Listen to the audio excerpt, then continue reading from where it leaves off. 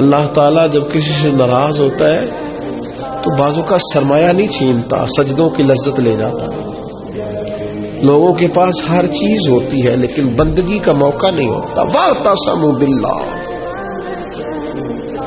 سب کے لیے ٹائم ہو، اور اگر بندے کے پاس سجدہ کرنے کو ٹائم ہی نہ ہو، دیر تک دعا مانگنے کو ٹائم ہی نہ ہو۔ ایک دن بیمار نہیں ہوئی حضرت رابعہ بصریہ تو کہنے لگی مالک تو ناراض تو نہیں ہو گیا؟